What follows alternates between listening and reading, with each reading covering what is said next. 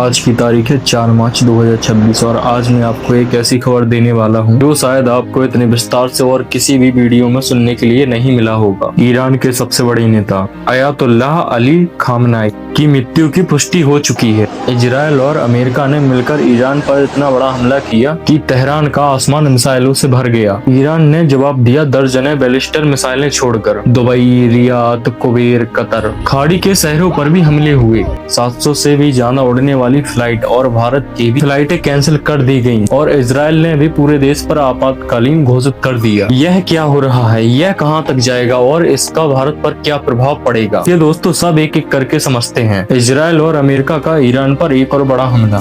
तो दोस्तों सबसे पहले जानते हैं कि हुआ क्या। इजराइल और अमेरिका ने संयुक्त रणनीतिक ऑपरेशन चलाते हुए ईरान के कई सैनिक सुरक्षा कमांड रूम पर भारी एयर बॉम्बिंग और मिसाइलें हमले किए। यह सब हमले अचानक थे। इजराइल का खुद कहना है कि यह ऑपरेशन कई महीनों तक अमेरिका के साथ मिलकर योजना बनाकर चलाया गया था। और दोस्तों इस हमले में सबसे बड़ी बात यह हुई, ईरान के सबसे बड़े नेता अयातुल्लाह अली खामनाई की मृत्यु की पुष्टि हो चुकी है। Israeli.com सहित कई अंतर्राष्ट्रीय लोगों ने इसकी पुष्टि की है। वह उस समय कुछ अपने खास सहयोगियों के साथ गुप्त बैठक कर रहे थे। दोस्तों यह किसी नेता की युद्ध में मृत्यु है। दोस्तों यह घटना दुनिया के इतिहास में दर्ज हो गई। लेकिन दोस्तों अब ईरान चुप कहां बैठने वाला था। ईरान ने जवाबी कार्रवाई करते हुए अमेरिका के सहयोगी ठिकाने, इजराइल के अंदर और पड़ोसी देश के सैनिक अड्डों पर दर्जनों बैलिस्टिक मिसाइलें और ड्रोन हमले किए।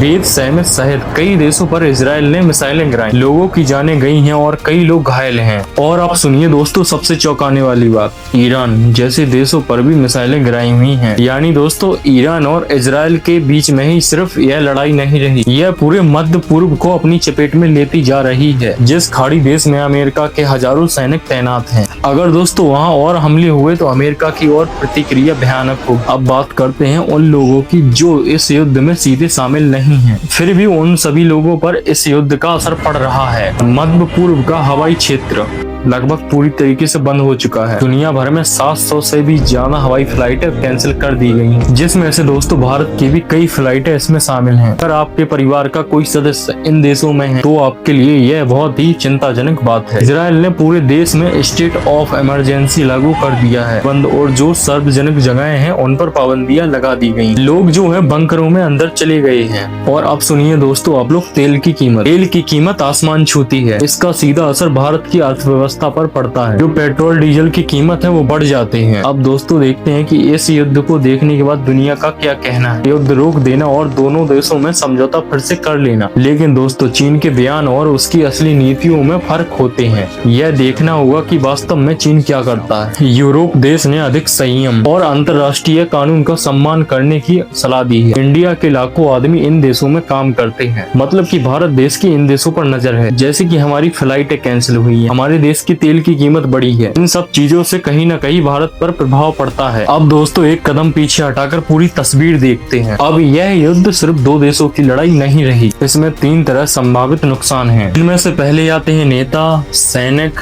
आम आदमी। अंतर्राष्ट्रीय परिवहनों पर इससे ज्यादा प्रभाव पड़ा है, खासकर इसमें भारत और भी कई देश हैं। और दोस्तों सबसे बड़ी बात, खामनाई की मृत्यु ने इस युद्ध को एक नई ऊंचाई पर ले जाकर खड़ा कर दिया है।